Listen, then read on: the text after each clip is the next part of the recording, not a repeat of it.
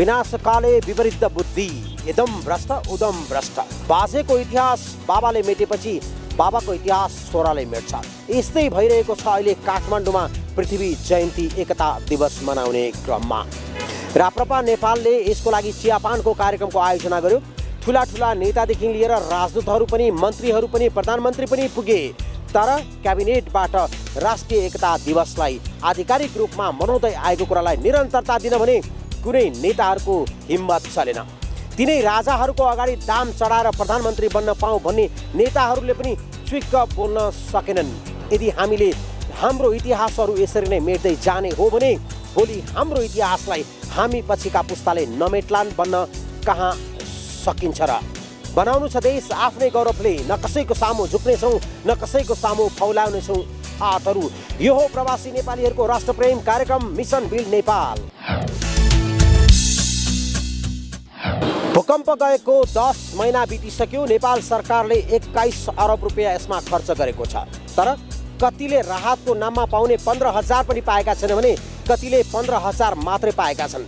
न एक बोरा चामल पाए, न टेन्ट पाए। त्यो पनि निजी क्षेत्र र सङ्घ सङ्गठन वैदेशिक सहयोगबाट जति आयो सो आयो, त्यसपछि हात शून्य। चिसोले बारपाक लारपाकदेखि माथि हिमालका गाउँहरू अप्ठ्यारोमा भोगिरहेका छन्। हिउँले पुरिएर मान्छेहरू निस्किन सकेका छैनन्, बिचरा घर भत्किएर टेन्टमा बस्नेहरू।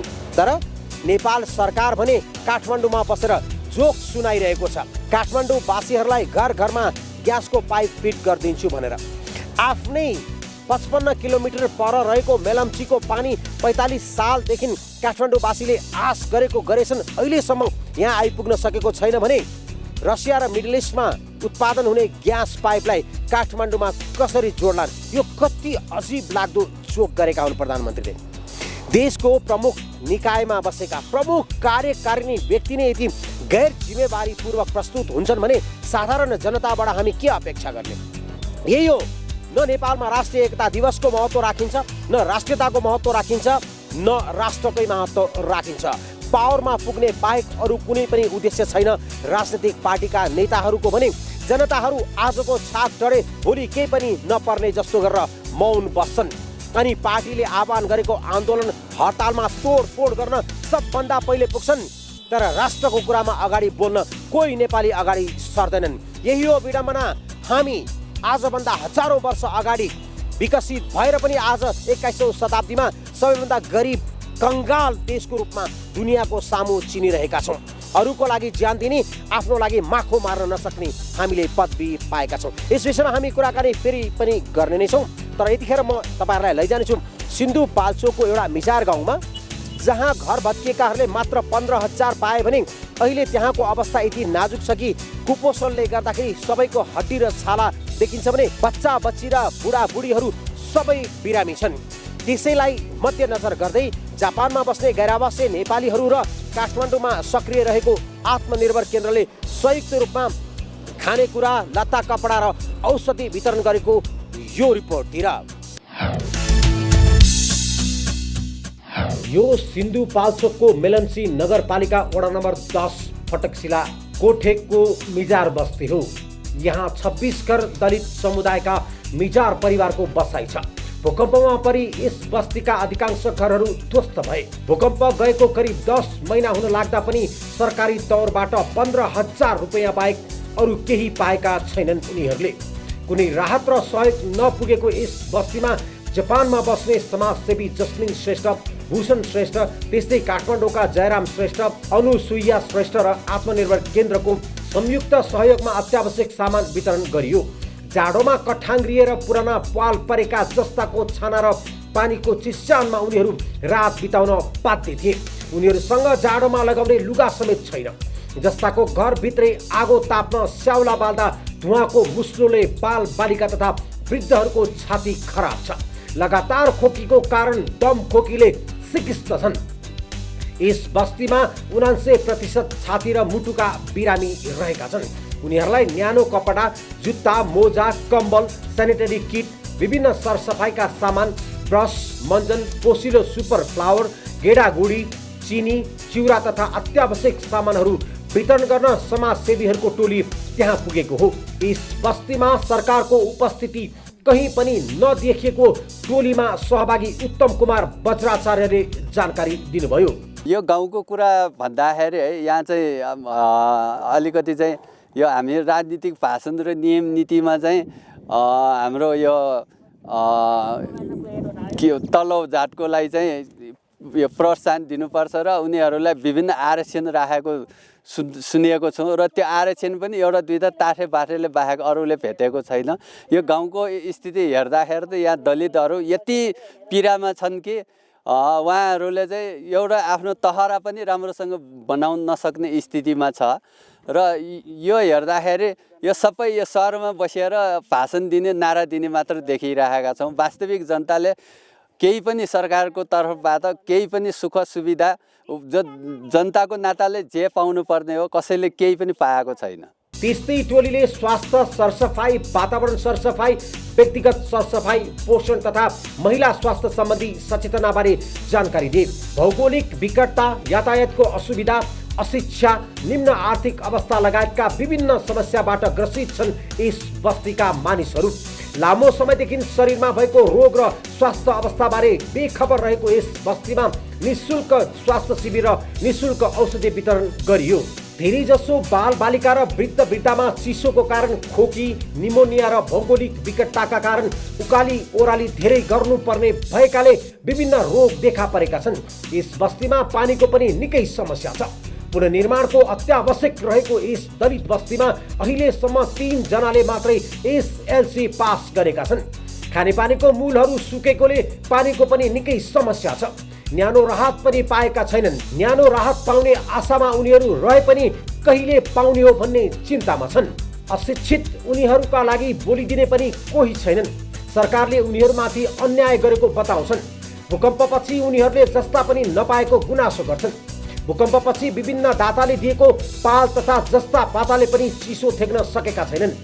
बढ्दो चिसोले रातभरि निदाउन नपाएर धेरै जस्तो बाल बालिका र ज्येष्ठ नागरिक रोगले थलिएका हुन्। तापनि राज्यको निरीहता र संवेदनहीनताका कारण अस्थायी आवास बनाउन दिने भनिएको अस्थायी बसोबास, सरकारी राहत र न्यानो राहत नपाएपछि पीडाले भूकम्प पीडितहरूलाई झनै गलाएको छ। उनीहरूले जस्ता पनि पाए धेरै राम्रो हुने बताउँछन्। यस बस्तीमा माटो र पुराना जस्ताको टहरा बाहेक केही पनि छैन। यसकारण यस बस्तीमा बासको अत्यन्तै आवश्यकता छ। भूकम्पले घरबार विहीन भएका पीडितका लागि चिसो यति बेला काल बनेर आएको हो। राहत सामग्री नपाएका भूकम्प पीडितहरू चिसोले बिरामी पर्न थालेका हुन्। अस्थायी टहरामा बस्दै आएका विभिन्न जिल्लाका भूकम्प पीडितहरू चिसोले कठाङ लिएर 30 जना भन्दा बढीको ज्यान लिइसकेको छ। तर पनि सरकारले उनीहरूका लागि पुनर्निर्माणको काम सुरु गर्न सकेका छैनन् र उनीहरूको उचित व्यवस्थापन गर्न सकेका छैनन्। सरकार, राज्य संयन्त्र र राज्य सञ्चालन गर्ने जिम्मेवारी लिएका दलको असक्षम राजनीतिज्ञ, अयोग्य नेताहरू अनि लम्पट प्रविधि भन्दा खासै फरक नपर्ला। नेपाल बाहिर बस्ने नेपालीहरूले यति धेरै नेपालको बारेमा सोच्छन्, यति धेरै चिन्ता गर्छन् र देशको विकासमा आफू पनि सहभागी हुन पाउनुपर्छ भनेर बारम्बार आवाज उठाइरहेका छन्। तर हाम्रा नेपालका नेताहरू भने विदेशमा कमाएको धन प्रशस्त होला, त्यो धनले भोलि फेरि राजनीति गर्लान्, हाम्रो कुर्सी खोसिएला भन्ने डरले थर थर थर थर काँपिरहेका छन्। यही हो विकास नहुनु। यदि आफ्नै सन्तानप्रति पूर्ण विश्वास छैन भने कसलाई विश्वास गर्ने? नेता प्रधानमन्त्री बन्न होस् या मन्त्री बन्न होस्, भारतको चाकडी गर्न जान सक्छन् र आफ्नो आँखामा सानो जालो पर्यो भने नेताहरू त्यही बहाना बनाएर दिल्ली पुग्छन् उपचार गर्न अनि त्यहाँका नेताको अगाडि जदौ महाराज गर्न सक्छन्। तर यही देशका पुस्तौँ पुस्ता यही जन्मी हुर्की विदेशमा गएर आर्जन गरेको थोरै पैसादेखि किन डराइरहेका छन् यहाँका राजनीतिक पार्टीका नेताहरू? यस विषयमा एक दिन हामी सबैले जवाफ पाउँला। यो पनि हाम्रो जारी रहन्छ। यस विषयमा हामी निरन्तर कुराकानी गरि नै रहौँला। तर यतिखेर हाम्रो डायमन्ड स्पोन्सरलाई एकपटक सम्झने समय भएको छ। गर्नु छ अझै धेरै हामीले। Ashok Shrestha, ex president NRN UK। Gorkha भूपुहरूको आवाज, समान अधिकार समान पेन्सन। संयुक्त गोर्खा सत्याग्रह सङ्घर्ष समिति UK। लड्नेछौँ हामी निरन्तर।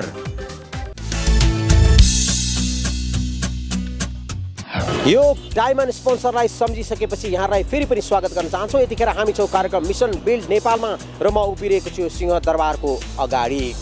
यहाँलाई अवगत नै छ महाभूकम्पले कति विनाश गर्यो र कति मानिसहरूले आफ्नो प्राण गुमाए, कतिका घरबारहरू विहीन भए। यसको तथ्याङ्क हामीले पटक पटक यहाँलाई देखाइसकेका छौँ। तर दुर्भाग्यको कुरो 10 महिना बितिसक्दा पनि 15,000 र केही व्यक्तिहरूले 10,000 रुपियाँ मात्र पाएका छन्। के राज्यको जिम्मेवारी यति नै हो त? 10 महिनासम्म भूकम्प पीडितहरू कसरी बाँचेका छन् भन्ने कुरा अलिकति पनि राज्यले चेतना राखेको छ? न आयोग गठन गर्यो, न आयोगलाई काममा ल्यायो। बजेट छुट्याएको छुट्टै छ, 21 अरब त सकिसक्यो। खोइ त जनताले पाउनु पर्ने राहत के राज्यको उपस्थिति उनीहरूको लागि महत्त्व छैन? के राज्य केवल पदमा पुग्नको लागि मात्र प्रयोग गरिने एउटा साधन हो? यसको एउटा हामी सानो उदाहरण तपाईँलाई देखाउन चाहन्छौँ। ललितपुर जिल्लाको महालक्ष्मी नगरपालिकामा यस्तै घटनाहरू घटिरहेका छन्। 11 जनाले ज्यान गुमाए, 2 जना घाइते छन्। त्यो पनि अशक्त, अहिले पनि उपचार गराइरहेका छन्। तर त्यहाँका मानिसहरूले केवल 15,000 पाए, 10,000 त अझै कतिले पाउनै सकेका छैनन्। अब हेरौँ यो रिपोर्ट। यो ललितपुरको महालक्ष्मी नगरपालिका वडा नम्बर 12, 13 र 14 हो। यहाँ करिब 10,000 घर परिवारको बसोबास छ। भूकम्पमा परि यहाँ 11 जनाको मृत्यु भयो। वडा नम्बर 12 मा 246 घर र 13 नम्बर वडामा 269 र 14 वडामा 344 घर पूर्ण क्षति भयो। 2 जना सख्त घाइते र केही सामान्य घाइते भए। 80 वर्षीय श्याम महर्जनको घर चर्किएर बस्न नमिल्ने भएर 9 महिना पाल र जस्ताको टहरामा बसे। जाडो बढेसँगै पाल र जस्तामा बस्न नसक्ने भएपछि उनीहरू चर्किएकै घरमा बस्न बाध्य छन्। सरकारले उपलब्ध गराएको राहत 15,000 र न्यानो राहतको 10,000 रुपियाँ पनि पाएनन् उनले। सुरुमा केही रासन पाए पनि सरकारी सहयोग केही नपाएको उनको गुनासो छ। अब 2टा टेन्टमा एउटा चाहिँ नि आफ्नै केही दिएको छैन, आफ्नै बनाएर राखेँ। यहाँ जस्ता राख्नु पनि मिल्दैन यो टोलमा भनेर चाहिँ जस्ता सस्ता पनि पाएन। एउटा पाल पनि दिएको छैन। नदिएको हुनाले हाम्रो पुरानै ल्याएर चाहिँ नि हामी चाहिँ 4-5 जना परिवार गएर चाहिँ नि बसिसकेको छ यहाँ।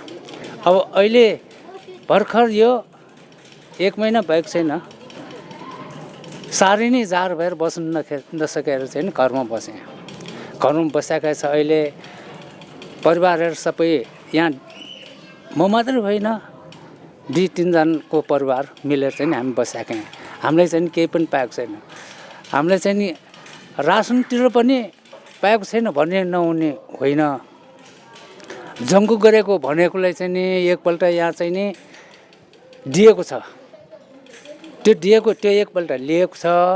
अरूमा चाहिँ नि कसैले केही ल्याएर कसै कहाँ जर्मनबाट अमेरिकाबाट आउँछ भन्छ, जापानबाट आउँछ भन्छ। हामीलाई चाहिँ नि यहाँ के पनि पाएन, के पनि छैन। अनि त्यही भएको हुनाले चाहिँ नि अब हिजो अस्ति पनि अब 10,000 दिएको छ। पहिला 15,000 पैसा दिएकोमा चाहिँ नि 15,000 पैसा दिनेलाई चाहिँ नि पहिला दिएको चिट काटेको मान्छेलाई मात्रै पाउँछ, अरू पाउँदैन भनेर चाहिँ दिएन। चर्किएको घरमा मर्मतका लागि केही रकम सहयोग पाए पनि दैनिक गुजारा चलाउन सजिलो हुने उनको भनाइ थियो। अब फुटे चर्केको ठाउँमा अलिकति हामीलाई चाहिँ मर्मत गर्नुको लागि मात्रै दिएको भए पनि त गरेर बस्नुहुन्छ। अब त्यो पनि गर्नु नसकेर जस्तो छ त्यस्तै चर्केर राखेको छ, जस्तो भइराखेको छ त्यस्तै फुटिराखेको छ। त्यही भएको हुनाले अब हामीलाई त अब केही छैन। अब अलिअलि भएको पनि खाएर सिरिसक्यो। अब पाएको कतैतिर होइन। अनि त्यही भएको हुनाले चाहिँ हाम्रो गुनास चाहिँ त्यही हो। एकतिर खानातिरको चाहिँ नि समस्या, एकतिर अब फुटेको चाहिँ भर्केर आउलाई के गरेर बनाऊ भन्नेमा चाहिँ नि पिरमा छ हामीलाई। खानाको समस्या भए पनि चर्किएकै घरमा बसी दिन गुजारी रहेका छन्। राहत वितरणमा अनियमितता भएको उनको आरोप छ। सरकारले भूकम्प पीडितलाई राहत वितरण गरे पनि उनले आफूले राहत नपाएकोमा दुखी छन्। यस वडामा सबैले पाए पनि उनले भने सरकारी राहत पाएनन्। अर्का भूकम्प पीडित 38 वर्षीय जयराम महर्जन पनि चर्किएको घरमा टेको सहारा दिएर त्यसै घरमा बस्दै आइरहेका छन्। आफूले सरकारी राहत पाए पनि राहत वितरणमा केही अनियमितता भएको बताए। त्यहाँ बसे बाबु जस्तो कस्तो हुन्छ, जुन चाहिँ सरकारबाट राहत आउने छ नि, जुन हाम्रो वडामै छ नारायण मञ्च चाहिँ, तिनीहरूले के गर्यो भने जो सामानहरू चाहिँ आफ्नो मान्छेलाई चाहिँ दियो। तर मलाई के गर्यो भने म पनि एक ह्यान्डिक्राफ्ट सम्बन्धी म काम गर्छु क्या, मूर्ति सम्बन्धी। तर पैसा चाहिँ मैले पनि अलिअलि आउँछ त्यो काम गरेर बापत। तर कस्तो भने म काम गर्ने ठाउँै छैन मैले। भनेपछि त राहत आएको चिज त मैले पनि पाउनु पर्ने हो नि एक किसिमले म पनि जुन चाहिँ भूकम्प पीडित भइसकेपछि राहत चाहिँ मैले त्यति पाएन तर राहत आउँछ तर मान्छेहरू यहाँ व्यवहार गर्छ तर जति मैले अहिले पनि त्यहाँ हाम्रो चाहिँ नारू मञ्चमा कस्तो छ भने सामान अझै छ त्यहाँ ब्ल्याङ्केट छ ज्याकेट छ टोपी छ पन्जा छ जुन चाहिँ भूकम्प पिँधलाई भनेर तर हामीले पाएको छैन त्यो चाहिँ मान्छेहरूले त्यसो त्यहाँ दिइरहेछ नागरिक वडा मञ्चमा अझै धेरै सामानहरू रहे पनि भूकम्प पीडितहरू चिसोमा कठाङ लिएर बस्न बाध्य छन् सरकारी 15,000 रुपैयाँ राहत र न्यानो राहत 10,000 रुपैयाँ पाए पनि सरकारले भनेको 2 लाख रुपैयाँ छिटो वितरण भए घर बनाउने बताउँछन् कसम जुन चाहिँ सरकारले जुन चाहिँ 2 लाख रुपियाँ भनेको छ नि त्यो चाहिँ तत्काल दियो भने हामीले जुन चाहिँ यस्तो चाहिँ चाहे मर्मत चाहे एक तले भनेर हामीले चाहिँ पुग्ने तर चाहिँ त्यो चाहिँ अहिलेसम्म दिएको छैन त कहिले दिनु हो तर त्यो दियो भने हामीले चाहिँ आफूले चाहिँ घर चाहिँ बस्नु चाहिँ हुन्छ जस राम्रोसँग बसेर कामसाम गरेर हुन्थ्यो त्यो चाहिँ तर पाएको छैन त्यो चाहिँ ग्यास छैन बत्ती छैन ह्यान्डिक्राफ्टको काम गर्दै आउनुभएका उनी बत्तीको अभावमा काम चौपट भएको बताउँछन् ग्यास छैन खानु गर्नलाई बत्ती छैन काम गर्नलाई त्यही भएर म पनि त्यतिकै बसिरहेको छु अहिले धेरै नै मलाई मार्क परेछ म कसरी ह्यान्ड काम गर्नुमाले मलाई देउटेको घोड्नलाई सब गर्नलाई बत्ती नभए मैले काम छैन त्यही भएर म अहिले पनि बत्ती छैन त्यही भएर त्यतिकै बसिरहेको छु म सायद त्यो बत्ती भए म यता बाहिर पनि थिएन म त काम पनि गरेर बसेँ त्यो बेला अहिले भन्दैन बत्तीको कारण उनको मूर्ति बनाउने पेसा नै ठप्प भएपछि उनी अहिले बेरोजगार जस्तै बनेका छन् सोही स्थान निवासी तीर्थ महर्जनले जाडोमा बस्न नसक्ने भएपछि आफैले घर निर्माणमा जुटेका हुन् भूकम्पबाट चाहिँ घर बस्न नसक्ने हुनाले चाहिँ अब मैले तरमा बसिरहेको छु सर हैन अब तरमा बसिरहेको छु अब तरमा चाहिँ यस्तो जाडोमा चाहिँ बस्न नसकेर मैले यो चाहिँ अब आफूले क्षमताले चाहिँ यो घर बनाएको सर अब सरकारले चाहिँ यो छिटै अब हामीलाई चाहिँ यो पिरियडलाई चाहिँ अहिले छिटै चाहिँ यो राहत चाहिँ पाउनु पर्ने सर अब अहिलेसम्म पाएको छैन अब यो 10,000 चाहिँ दिएको चाहिँ हिजो मात्र पायो अब अरू चाहिँ पैसा चाहिँ पहिला दिइसकेछ होइन सर अब हिजो मात्र पाएछ सुरुमा चाहिँ 15,000 चाहिँ पायो अब पछि चाहिँ 10,000 चाहिँ यहाँ बाँधेको चाहिँ त्यो पाएन अब यो लास्ट थरमा चाहिँ हामीले 10,000 पाएको सर राहत स्वरूप 15,000 र न्यानो राहत 10,000 पाए पनि उनीहरूको जीवनशैली अझै पनि सामान्य भएको छैन तर महालक्ष्मी नगरपालिका संयुक्त वडा कार्यालय सिद्धिपुर विपद व्यवस्थापन समिति तथा राहत कोषको सदस्य वासुदेव महर्जनले 1-2 जना छुटे बाहेक वडामा राम्रैसँग राहत वितरण गरेको दाबी गर्नुहुन्छ त्यो खासै के हो भने त्यो खासै होइन त्यसरी हैन 15,000 हामीले वडा वाइज गरेरै राम्रैसँग हामीले चाहिँ वितरण गरे र वडा वाइज नै हामीले गरेर वितरण गरे तर 1-2 जनाको त्यो छुट भएको भन्ने कुराहरू छ त्यसलाई पनि अब फेरि नयाँ उसमा चाहिँ हामीले यो सरजमिन गरेर एउटा आधार तयार पारेर कोही पनि छुट नहोस् भन्ने वास्तविक पीडितहरूको छुट नहोस् भन्ने नै हामीले अहिले कार्य चाहिँ गरिरहेछौँ त्यो हिसाबले न्यानो राहत पनि वितरण भइसकेको जानकारी दिँदै उहाँले छुटेकाहरूले पनि छिट्टै राहत पाउने जानकारी दिनुभयो अब 10,000 पनि यो न्यानो कपडाको जुन भन्ने सरकारले जुन 10,000 दिएको छ हिजो मात्रै हामीले सकाएँ 12-13 वडा वाइज गरेर यो 10,000 पनि कुनै किसिमको कुनै एउटा पनि नभइकन हामीले राम्रैसँग वितरण गरे त्यसमा पनि सबैजना सन्तुष्ट नै छ तर त्यही हो त्यसमा पनि अब थप हामीले छुटेकोहरूलाई अलि हामीलाई पहिलेदेखि हामीले 15,000 पनि पाएन 10,000 पनि पाएन हाम्रो कहिले पाउने हो भन्ने 1-2 जनाको त्यो छ धेरै पनि छैन त्यो छुटको लागि पनि हामीले अब छुटको पठाउँछौँ र पाउने आशामा चाहिँ हामी छौँ सरकारले भूकम्प पीडितलाई छिटो राम्रो काम नगरेको भन्दै सरकारले भूकम्प पीडितलाई आश्वासन मात्र दिएको गुनासो पनि उनको छ यहाँ सबैले आफ्नै तरिकाले घर निर्माण गरिरहेका छन् तर पनि सरकारले पुनर्निर्माणका लागि जनतालाई सचेतसम्म गराउन नसकेको उनको गुनासो हो यो त अब यो काठमाडौँको नजिकको गाउँ यो सुगम गाउँ यही पनि अब न्यानो कपडाको लागि 10,000 भर्खर प्राप्त भइरहेको छ भनेदेखि अरू ठाउँमा अब कहिले पुग्ने के हो कि कसरी सरकारले गरिरहेछ भने हामीले यहीँबाट अनुमान गर्न सक्छ कि यो सरकारले राम्रोसँग ध्यान दिइरहेको छैन भन्ने हामीलाई लागेको छ र अब सरकारले यसरी नीति बनाउनु पर्यो। घर बनाउँदाखेरि नीतिहरू के हो कसो हो होइन। अब धमाधम घरहरू बनाउँदैछन्, मान्छेले के गर्दैछ, अब चिसोमा तरामा बिताउनु परिरहेछ। सरकारले त खोइ एउटा एनजिओहरूको मार्फत कुनै पनि त्यो कम्बलहरू त्यसरी नआइदिएको भए, यहाँ सहयोग नगरिदिए भए त यो सरकारको उसमा त मान्छे त यहाँ भटाभट मर्ने अवस्थामा छ। यो सरकारले कुनै किसिमको राम्रो यो छिटो छरिटो काम गरेको छ जस्तो हामीलाई चाहिँ लागेको छैन। तर उहाँहरू आउँदाखेरि पनि हाम्रो विपद व्यवस्थापन समितिका साथीहरूसँग कुरा गर्दाखेरि पनि उहाँहरूले आश्वासन धेरै दिनुभएको छ। हामी चाहिँ यो गर्छौँ उ गर्छौँ, केही चिन्ता लिनु पर्दैन। त खोइ अहिलेसम्म कुनै किसिमको यो पुनर्संरचना कसरी निर्माण गर्ने हो त्यो विषयमा चाहिँ कुनै किसिमको एउटा जनतालाई सचेतसम्म गराएको जस्तो मैले पाएको चाहिँ छैन। सरकारले भूकम्प पीडितका लागि ठोस योजना ल्याउन नसकेपछि उनीहरू आफ्नो घर आफै बनाउन व्यस्त छन्। पाल र जस्तामा चिसोमा बस्न नसक्ने भएपछि भूकम्प पीडितहरू माटो र इँटाको घर बनाएर भए पनि बस्न बाध्य भएका हुन्। भूकम्प पीडित सर्वसाधारणलाई उद्धार राहत सामग्री वितरण र अस्थायी पुनर्वासका क्रममा प्रभावित सबै जसो जिल्ला कार्यालय र स्थानीय निकायका कर्मचारीबाट ठूलो मात्रामा अनियमितता भएको पाइएको छ। भूकम्पबाट घरबार र आफन्त गुमाएका पीडितलाई उद्धार र राहत वितरणमा सरकारी कर्मचारीबाटै अनियमितता हुनु गैर जिम्मेवारीको पराकाष्ठ हो। यसमा नक्कली भूकम्प पीडित स्थानीय सर्वदलीय संयन्त्र कर्मचारीहरूको मिलोमतो छ। स्थलगत छानबिन गरी नक्कली भूकम्प पीडितलाई पीडितको सूचीबाट हटाउन नसक्ने हो भने उनीहरूलाई घर बनाउन सहुलियत दिँदा राज्यको ढुकुटीबाट अरबौं रुपैयाँ दुरुपयोग हुनेछ। घर पूर्ण रूपमा क्षति भएको देखाउने नक्कली भूकम्प पीडितले राहत र अस्थायी टहरा बनाउने नाममा सरकारबाट रकम समेत लिइसकेका छन्। यसमा समेत राज्यको ढुकुटीबाट अरबौं रुपैयाँ दुरुपयोग भइसकेको छ। तर सरकार यसतर्फ कति पनि गम्भीर र संवेदनशील देखिएको छैन। भौतिक संरचना पुनर्निर्माणका क्रममा समेत कर्मचारीहरूबाट अनियमितता र लापरवाही भइरहेको छ। उद्धार राहत वितरण र पुनर्वासका क्रममा अनियमितता हुनु भूकम्प पीडित लाखौं सर्वसाधारणको पीडामाथिको खेलबाड हो। यसबाट भूकम्प पीडित आहत र निराश भएका छन्। सरकारले समयमै उचित पुनर्वासको व्यवस्था गर्न नसक्दा भूकम्प पीडित पाल जस्ताको टहरामुनि बस्न बाध्य छन्। ओढ्ने र लगाउने न्यानो कपडा समेत पाउन नसक्दा उनीहरू चिसोले कठाङ्ग्रिएर भूकम्प पीडित वृद्ध वृद्धा र बाल बालिका मर्न थालेको दुःखदायी घटना समेत घटिरहेका छन्। चिसोले कठाङ्ग्रिएर भूकम्प पीडित मर्न थालेको घटनाप्रति सरकारले तत्काल गम्भीर र संवेदनशील भएर कदम चाल्नुपर्ने बेला भइसकेको छ।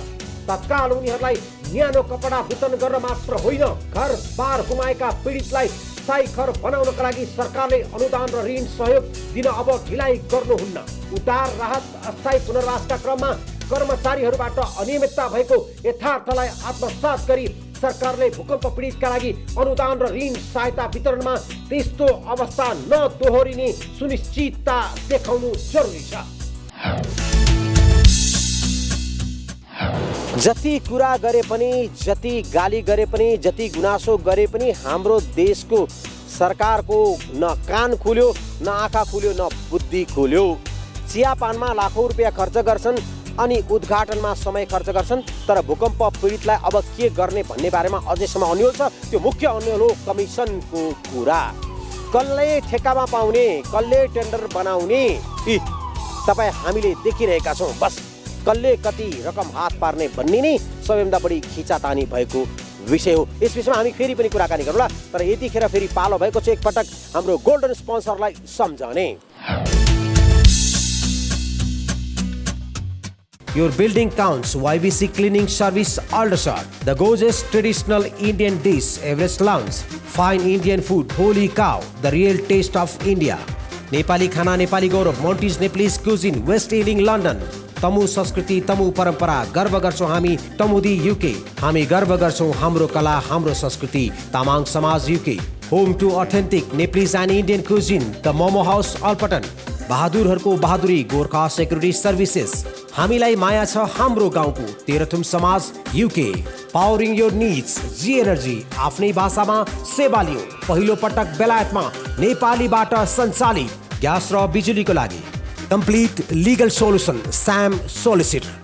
सम्पूर्ण नेपाली दाजुभाइ दिदीबहिनीहरू, मलाई थाहा छ व्यक्तिगत रूपमा र विभिन्न सामाजिक सङ्घ संस्थाहरूले नेपाल, हाम्रो देश विपत्तिमा परेको अवस्थामा तपाईहरू आर्थिक सङ्कलन गरिराख्नु भएको छ। त्यो आर्थिक सङ्कलन तपाईँ आफै गएर नेपालमा केही गर्न खोज्नुभयो, केही गर्नुभयो भनेदेखि त्यसको परिणाम नगण्य हुन सक्छ। त्यसैले म यहाँहरू सबैलाई के अनुरोध गर्न चाहन्छु भने हामी सबै मिलेर एकबद्ध भएर काम गरौँ, नेपालमा केही गरौँ। त्यो सङ्कलन गरेको अर्थले त्यसको परिणाम धेरै ठुलो हुनेछ, धेरै विशाल हुनेछ, त्यो देखिने हुनेछ, त्यो इम्प्याक्टेबल हुनेछ। त्यसबाट हामी गर्व गर्नेछौँ र हामी चाहिँ हाम्रो देश विपत्तिमा परेको देशलाई केही सहयोग गर्न सकेर हामी धेरै गर्व गर्नेछौँ। हाम्रो देशले हामीबाट ठुलो आशा लिएको छ, त्यो आशा हामीले केही मात्रामा पुरा गर्न सक्नेछौँ। हामी नेपाली, हाम्रो नेपाल। समृद्ध नेपालको लागि एनआरएन का साथ गोर्खा च्यानल।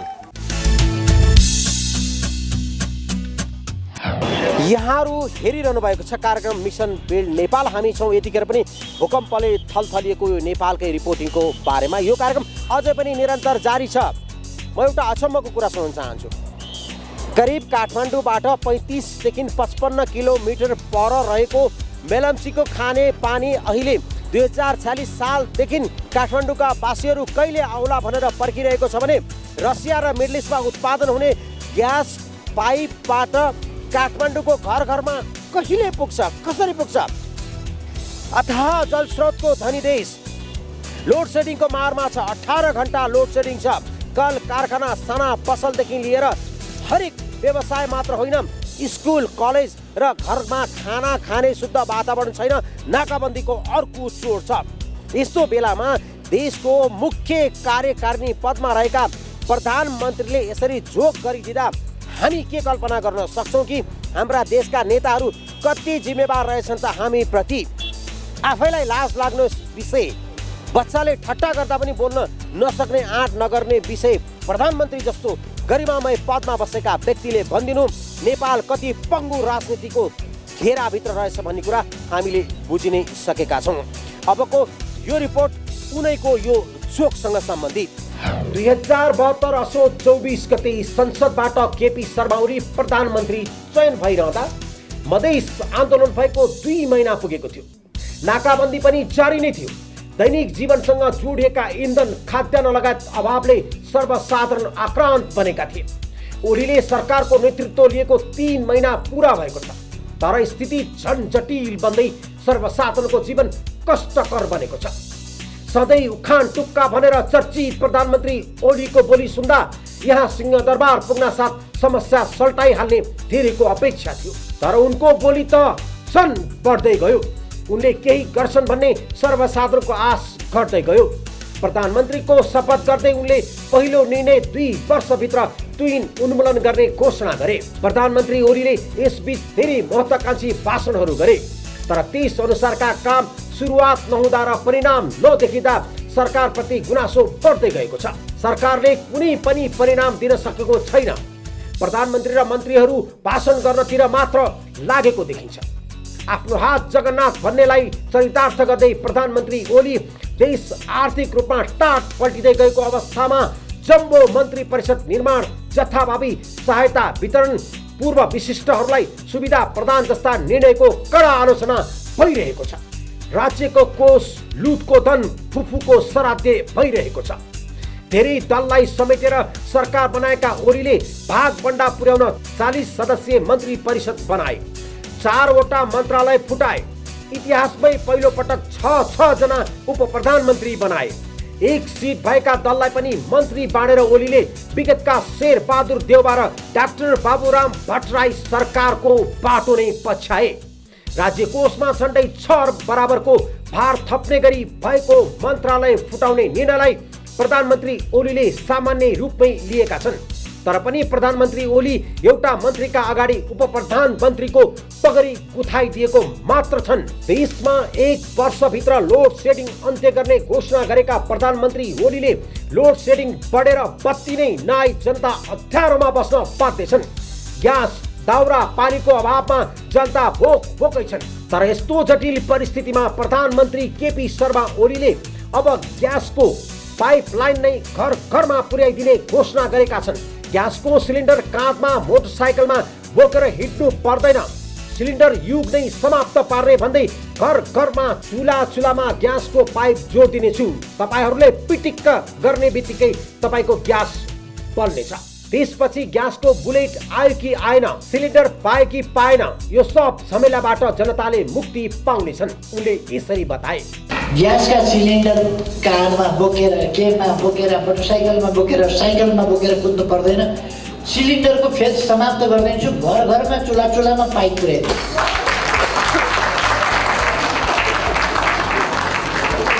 अरे पिटिक्क खोल्दाखेरि सिलिन्डरबाट आउँछ नि ग्यास, पाइपबाट आउँछ। चुलामा ग्यासको पाइप पुगेर ग्यासको बुलेट आयो कि आएन, सिलिन्डर पायो कि पाएन, कुन सिलिन्डर कता, यो सब झमेलै भएन। एउटा मिटर टाँसेर राखिदिने भित्तामा, जति बाल्नुहुन्छ बाल्नुहोस्। यति मात्र कहाँ हो र, प्रधानमन्त्री ओलीले अब काठमाडौँमा धुवा छोड्ने डिजेलको बस होइन, इलेक्ट्रिक बस, फोहोरबाट ग्यास, हावाबाट बिजुली र 1 वर्षभित्रै लोड सेडिङ अन्त गरेरै छाड्ने उद्घोष गरेका छन्। अब डिजेलको भुरुरुरुरुरु धुवा छोड्ने खालको बस होइन, इलेक्ट्रिक बस चलाउँछ काठमाडौँमा। सुन्दा यिनीहरूलाई हैरान हुन्छ। तर पनि प्रधानमन्त्री ओली ग्यास पाइपबाट घर घरमा पुर्याउने भाषण हावामा महल बनाउने जस्तै मात्र देखिएको छ। यता सर्वसाधारण नेपाली जनता किचनमा पुगेको पाइपबाट दाउराको आगो फुकिरहेका छन्। पर्याप्त मात्रामा दाउरा पाउन पनि छाडिसक्यो। छतमा कोचिएर यात्रा गर्नेहरू सार्वजनिक यातायातमा झुन्डिएर यात्रा गरेको पनि 5 महिनाभन्दा बढी भइसक्यो। तराई मधेसमा भएको पनि 5 महिनाभन्दा बढी भयो, तर सकारात्मक वार्ता गर्न सकेको छैन। न त सर्वसाधारणको जीवनशैली सहज हुन सकेको छ। ग्यासका बुलेट भारतबाट दिनहुँ भित्रिरहेका छन्, तर सर्वसाधारण जनताको चुलो निभेको छ। भूकम्प गएको पनि 10 महिना पुग्न लागिसक्यो। भूकम्प पीडितहरू अझै पनि खुला आकाश मुनि चाडोमा पाल र जस्ताको घरमा रात गुजार्न बाध्य छन्। भूकम्प पीडितका लागि न्यानो अभियान अन्तर्गत स्थानीय पहुँचवालाको मात्रै हाली मुहाली बढेपछि वास्तविक पीडितलाई घाउमा नुन चुक हाले सरी मात्र भएको हो। देशमा मौलाउँदै गएको कालो बजारीले त झन् सर्वसाधारण जनता मारमा छन्।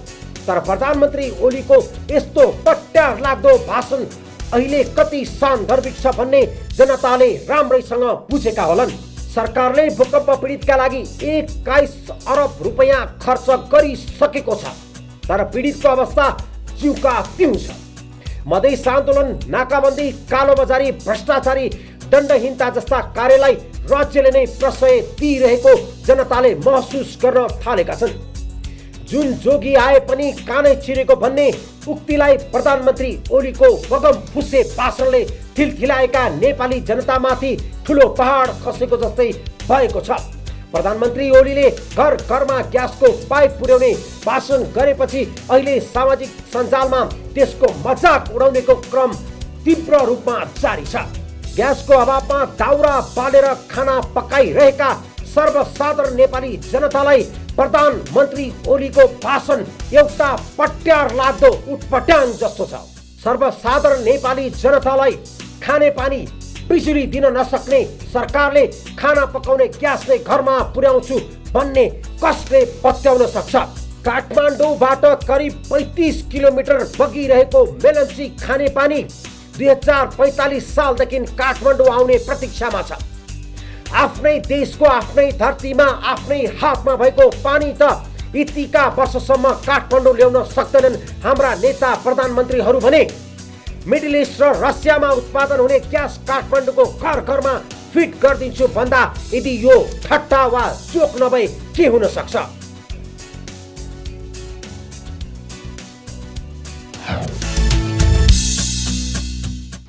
हामी निरन्तर छौँ कार्यक्रम मिसन बिल नेपालमा। यहाँले देखिराख्नु भएको छ हामी यतिखेर सिंहदरबारको राष्ट्रपिता मानौँ, राष्ट्रनायक मानौँ या एकीकरणका प्रमुख नायक मानौँ, उनको शालिगको अगाडि हामी उभिरहेका छौँ।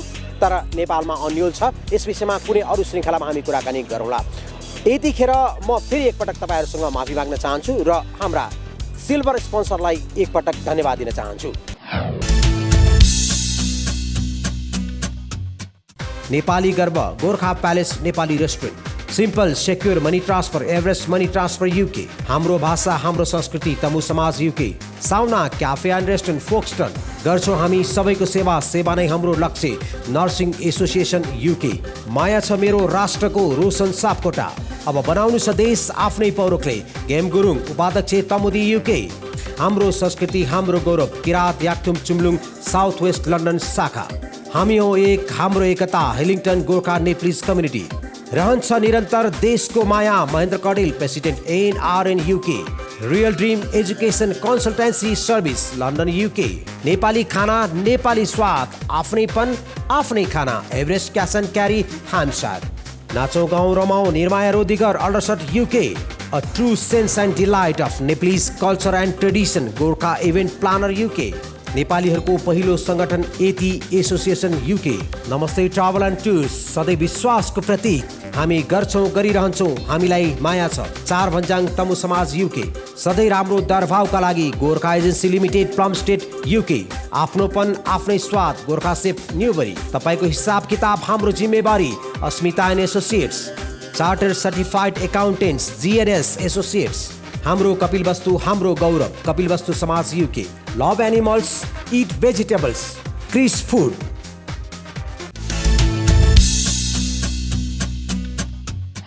यहाँहरूलाई फेरि पनि स्वागत छ। यो सिल्भर स्पोन्सरलाई धन्यवाद दिइसकेपछि हामी निरन्तर छौँ कार्यक्रम मिसन बिल्ड नेपालमा भूकम्पले दिएका चोटहरूको बारेमा। अबको रिपोर्ट छ, नेपाल सरकारले 21 अरब रुपियाँ खर्च गर्यो 10 महिनामा।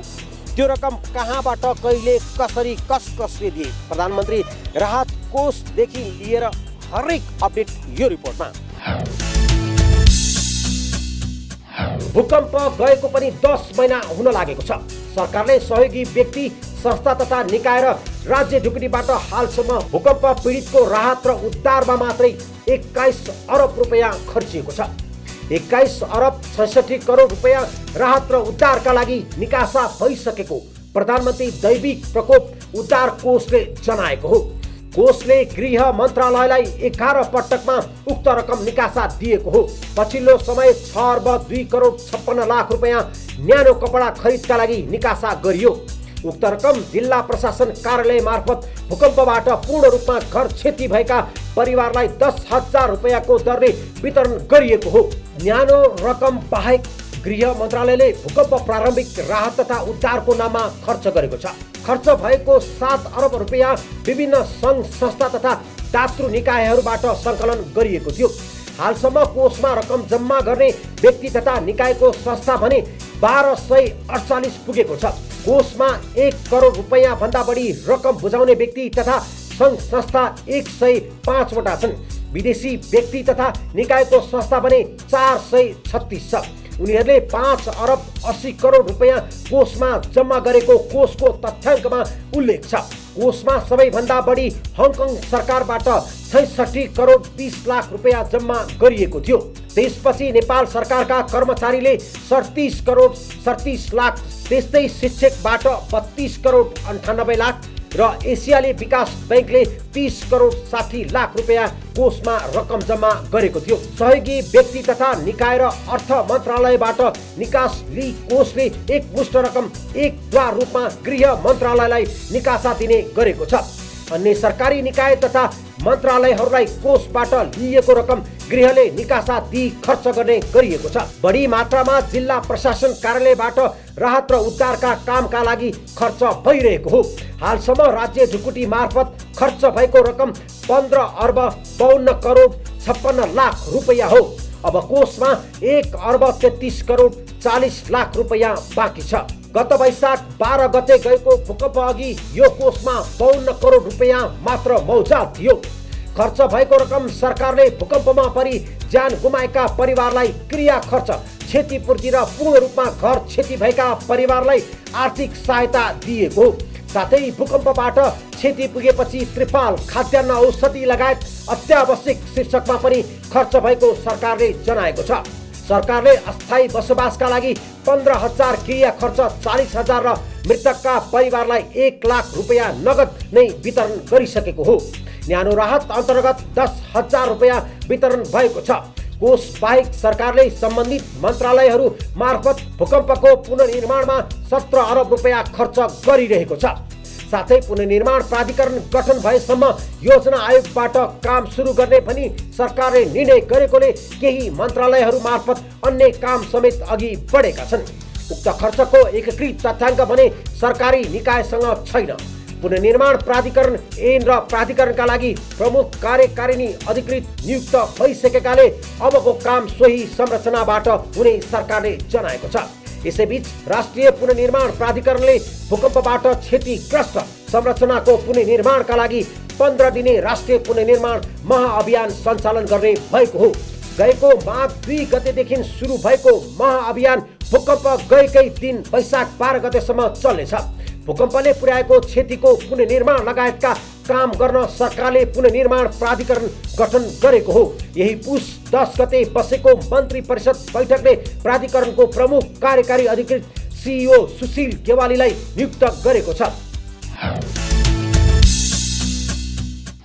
यो रिपोर्टपछि यो कार्यक्रमको अन्तिममा म आइपुगेको छु। हामी निरन्तर छौँ यही विषयमा। बनाउनु छ देश आफ्नै गौरवले, न झुकाउने छ शिर कसैका सामु, न फैलाउने छ हात कसैका सामु। यो हो प्रवासी नेपालीहरूको राष्ट्रप्रेम कार्यक्रम मिसन बिल्ड नेपाल। यति भन्दै आजको लागि मलाई यो कार्यक्रम छायाङ्कन गर्न सघाउनुहुने एके पराजुली अनि अर्चना शर्माका साथ मलाई पनि बिदा दिनुहोस्। नमस्ते।